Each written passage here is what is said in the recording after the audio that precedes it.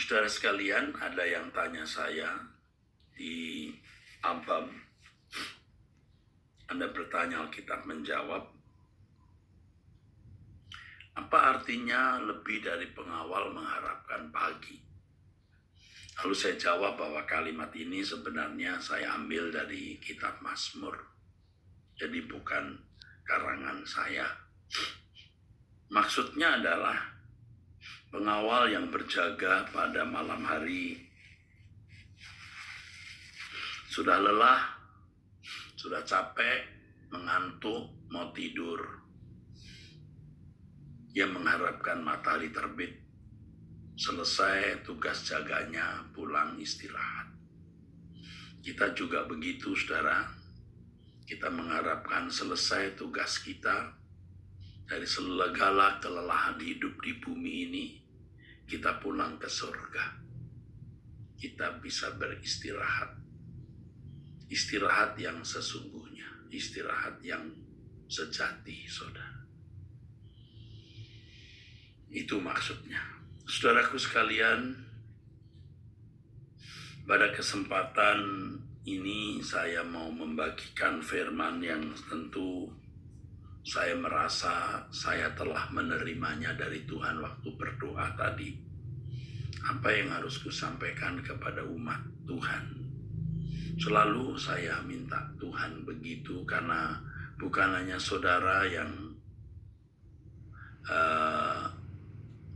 membutuhkan firman, saya pun juga. Saudara, Alkitab itu ditulis supaya kita mengenal siapa Allah kita. Ya, Allah berkenan untuk dikenal, walaupun tentu kita tidak akan bisa mengenal Allah secara sempurna, lengkap, atau utuh. Tidak mungkin. Karena Allah Maha Besar, melampaui jagat raya ini. Tetapi pengenalan yang dibutuhkan oleh kita sebagai manusia, pasti Allah berikan dengan limpah, tidak kurang. Dan pengenalan itu cukup membuat kita bisa berjalan dengan Allah, bergaul dengan Allah, berinteraksi dengan Allah,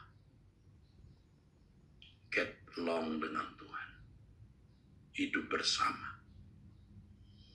Nah, Alkitab itu menulis, mencatat, menunjukkan kepada kita bagaimana karakteristik Allah kita, sifat hakikat Allah kita. Dan dari Alkitab itu kita menemukan orang-orang yang menjadi kekasih Tuhan. Seperti misalnya Abraham, Yusuf, Musa, Daud, Daniel, Sadrak, Mesak, Abednego, Elia, Elisa, dan lain sebagainya. Dan yang terutama, Tuhan Yesus. Dan kemudian juga rasul-rasulnya yang menjadi murid-murid Yesus, termasuk Rasul Paulus. Bagaimana spirit hidup mereka?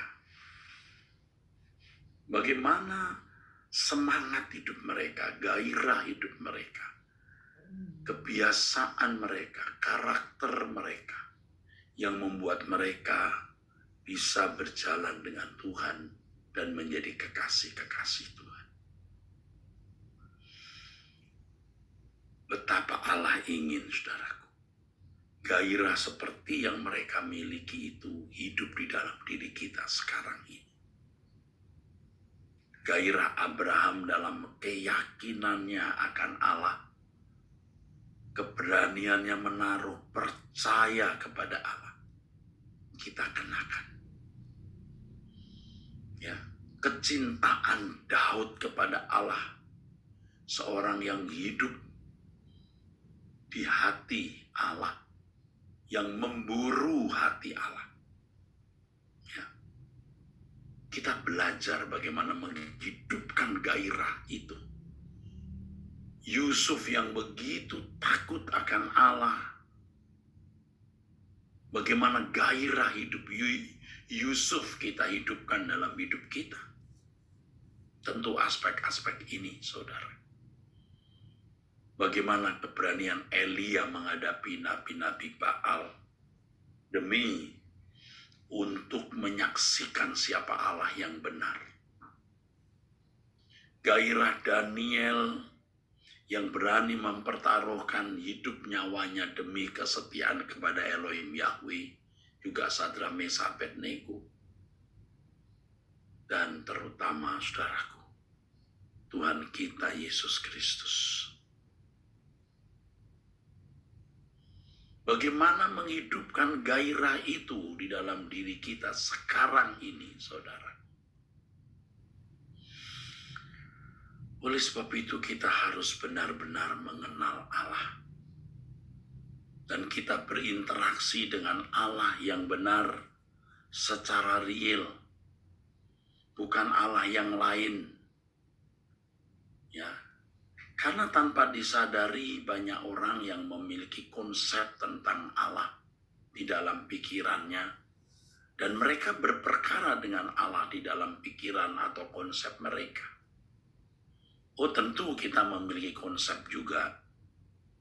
Tetapi konsep kita tidak boleh menguasai hidup kita lebih dari realitas perjumpaan kita dengan Allah yang menjadi konsep itu, saudara.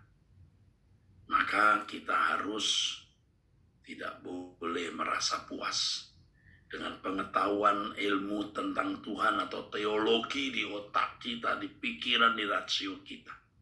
Kita harus mencari Tuhan dan berusaha mengalami Dia. Seperti yang kita lakukan pada saat ini. Kita mencari wajah Tuhan. Pada jam-jam tertentu kita menghampiri Allah, kita berdiam diri. Benar-benar kita menantikan Dia dan mau mendengar suaranya. Mau merasakan kehadirannya. Bahkan secara fisik Allah juga bisa hadir. Dan memang Allah mau hadir dan menjamah kita.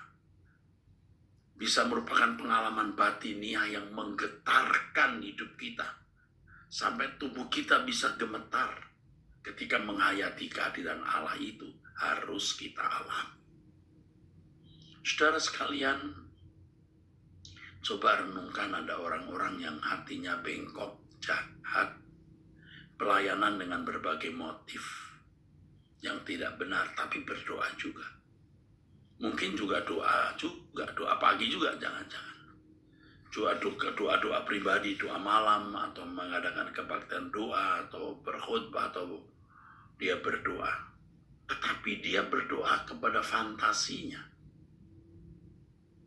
Nah, bagaimana kita bisa mengalami Allah yang real itu, saudara?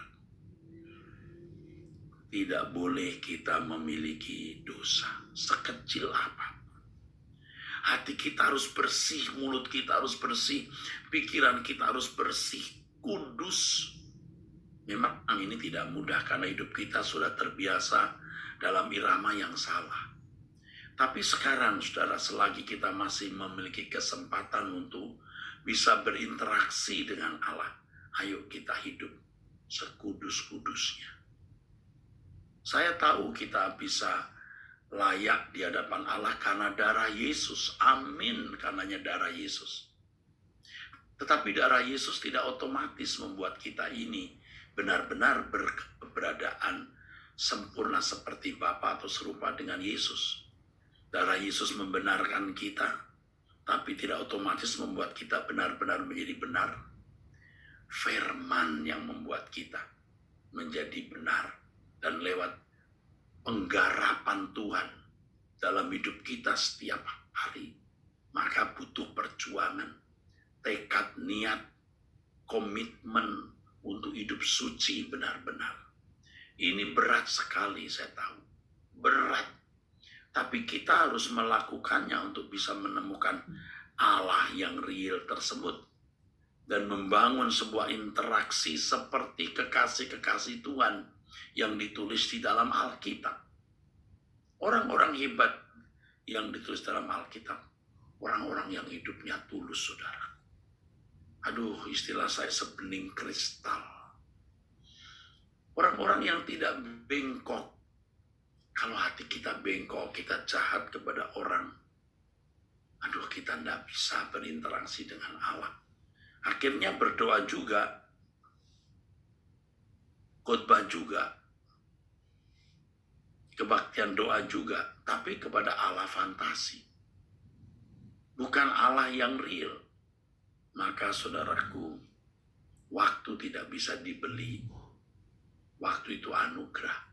Kalau tidak kita gunakan sejak dini untuk menemukan Allah, kita tidak pernah menemukan Allah. Saya sudah berapa kali mengemukakan Tuhan menjadi saksi. Sejak muda saya suka berdoa. Bukan 1 jam, saudara. Bisa 2 jam, bisa 3 jam, bisa 3,5 jam.